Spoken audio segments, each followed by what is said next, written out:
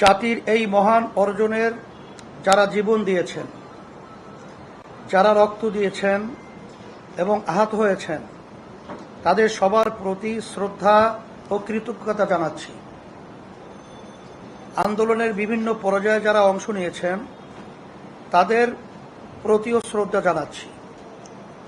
শোকাহত পরিবারের প্রতি সমবেদনা ও আহতদের পাশে দাঁড়ানোর সাধ্য অনুযায়ী চেষ্টা চালিয়ে যাচ্ছি। প্রিয় সাংবাদিক বন্ধুগণ,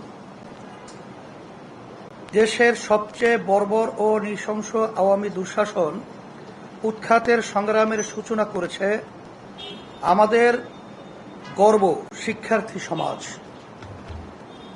তাদের অসীম সাহস, ত্যাগ ও বুদ্ধিদীপ্ত নেতৃত্ব আমাদের গর্বিত করেছে। ইসলামী আন্দোলন বাংলাদেশ শুরু থেকে এই আন্দোলনের সাথে সম্পৃক্ত থেকেছে। 19 জুলাইতে আমরা পরিষ্কার করে জানিয়েছি যে সরকারের পদত্যাগই একমাত্র সমাধান। শুরু থেকেই নানা মাত্রায় ও নানা ধরনে ইসলামী আন্দোলনের নেতা কর্মীরা এই আন্দোলনে অংশ নিয়েছে। সেজন্য আমরা গর্ববোধ করি যে নৃশংস এ জালিমের পতনের মহান বিপ্লবে আমরা ভূমিকা নিতে পেরেছি। আমাদেরও অনেক ভাই জীবন দিয়েছেন এবং আহত হয়েছেন। প্রিয় সাংবাদিক বন্ধুগণ, স্বৈর শাসনের অবসান হয়েছে, এখন সময় দেশ গড়ার। এখন সময় সাম্য, সামাজিক মর্যাদা ও ন্যায় বিচার ভিত্তিক বাংলাদেশ নির্মাণের। এই যুগ সন্নিক্ষণে আগামী পরিকল্পনা হিসাবে আমরা কিছু প্রস্তাব তুলে ধরতে চাই। অনতিবিলম্বে স্বৈরাচার বিরোধী আন্দোলনে সক্রিয় এমন সকল রাজনৈতিক দল, পেশাজীবী ও বৈষম্য বিরোধী ছাত্র আন্দোলনের প্রতিনিধিদের সাথে পরামর্শক্রমে অনূর্ধ্ব 15 সদস্য বিশিষ্ট অন্তর্বর্তীকালীন সরকার গঠন করতে হবে, যার মেয়াদ 6 মাসের বেশি হতে পারবে না। 2, অন্তর্বর্তীকালীন সরকারের কেউ পরবর্তী নির্বাচনে অংশ নিতে পারবেন না। 3, গ্রহণযোগ্য তদন্ত কমিশন ও স্বতন্ত্র ট্রাইব্যুনাল গঠন করে জুলাই গণহত্যাকাণ্ডের বিচার করতে হবে। একই সাথে গত 16 বছরে গঠিত সকল রাজনৈতিক ও প্রশাসনিক হত্যাযজ্ঞ, গণহত্যা, গুম ও মানবাধিকার লঙ্ঘনের বিচার করতে হবে। তদন্ত সাপেক্ষে আহত নিহত পরিবারকে ক্ষতিপূরণ সহ পুনর্বাসনের ব্যবস্থা করতে হবে।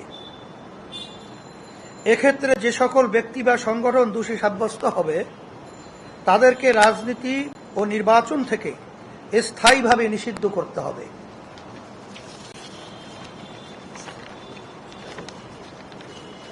4, তদন্ত সাপেক্ষে গত 16 বছরে সকল দুর্নীতিবাজ ও বিদেশে অর্থ পাচারকারীদের সকল সম্পত্তি ক্রয় করে রাষ্ট্রীয় কোষাগারে জমা করতে হবে এবং বিদেশে পাচারকৃত টাকা ফেরত আনবার উদ্যোগ গ্রহণ করতে হবে। বিগত 16 বছরে যারা ক্ষমতায় ছিলেন, তাদের সম্পদের হিসাব দিতে হবে। সকল দুর্নীতি ও টাকা পাচারের শ্বেতপত্র প্রকাশ করতে হবে। 5, আইন শৃঙ্খলা বাহিনী, প্রশাসন, বিচার বিভাগ সহ প্রজাতন্ত্রের যে সকল কর্মচারী আইন সংবিধান শপথ লঙ্ঘন করে অপেশাদার আচরণ করেছেন, তাদেরকে বিচারের মুখোমুখি করতে হবে। 6, দেশের সংখ্যাগরিষ্ঠ জনগোষ্ঠীর চিন্তা ও চেতনা ও অনুভূতির বিরুদ্ধে কোনো সিদ্ধান্ত নেওয়া যাবে না। 7, নির্বাচন কমিশনকে পুনর্গঠন করতে হবে এবং অবাধ, সুষ্ঠু, গ্রহণযোগ্য ও অংশগ্রহণমূলক নির্বাচনের জন্য সংখ্যানুপাতিক নির্বাচন পদ্ধতি পিআর চালু করতে হবে। ৮. আওয়ামী দুঃশাসনের বিগত ১৬ বছরে সবচেয়ে ক্ষতিগ্রস্ত হয়েছে এদেশের সাধারণ শিক্ষা খাতের মান ও নৈতিকতা। এই ক্ষতি দ্রুত সময়ের মধ্যে কাটিয়ে ওঠার লক্ষ্যে দেশপ্রেমিক শিক্ষাবিদ ও ওলামায়ে কেরামের সমন্বয়ে একটি জাতীয় শিক্ষা কমিশন গঠন করে প্রয়োজনীয় পদক্ষেপ গ্রহণ করতে হবে। ৯. ওলামায়ে কেরাম জাতির ধর্মীয় নেতৃত্ব প্রদান করেন। তারা উম্মাহর ঈমান আমল রক্ষায় কাজ করেন। সেজন্য অন্তর্বর্তীকালীন সরকারে ওলামায়ে কেরামদের মধ্য থেকে প্রতিনিধি অবশ্যই থাকতে হবে। ছাত্র জনতার এই আন্দোলন হত্যা, লুটতরাজ ও অবৈধ ক্ষমতা প্রয়োগের বিরুদ্ধে ছিল। শিল্প ও কলকারখানা ধ্বংসের বিরুদ্ধে ছিল। এখন যদি আন্দোলনে অংশগ্রহণকারীদের মধ্য থেকে কেউ একই রকম কাজ করেন তাহলে তা সব বিরোধিতা হয়ে যায়।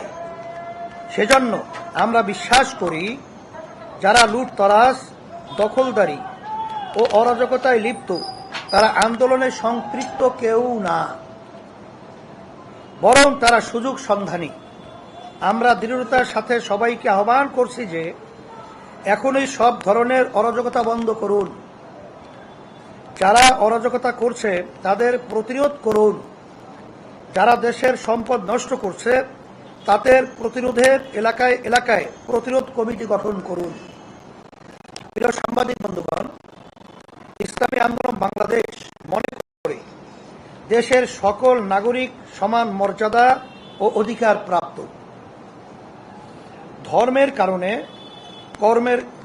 কারণে কাউকে আঘাত করা বা কাউকে প্রতিপক্ষ বানানোকে ইসলাম ও রাষ্ট্রীয় আইনও সমর্থন করে না। আমাদের আন্দোলনের চেতনাও তা সমর্থন করে না। সেজন্য বলবো, দেশের সংখ্যালঘুদের প্রতিটি উপাসনালয় ও ধর্মীয় স্থাপনায় পাহারার ব্যবস্থা করুন। ইসলামী আন্দোলন বাংলাদেশ ইতিমধ্যেই সেই কাজ শুরু করেছে এবং তা অব্যাহত থাকবে ইনশাআল্লাহ।